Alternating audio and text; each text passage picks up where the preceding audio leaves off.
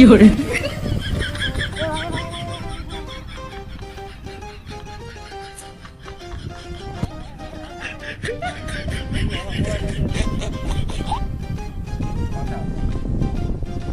আরে ভাই আমি তোমার জিনিসটা বুঝানো যে রাস্তাঘাট এঙ্গা করে মোবাইল তোলা ঠিক নয়।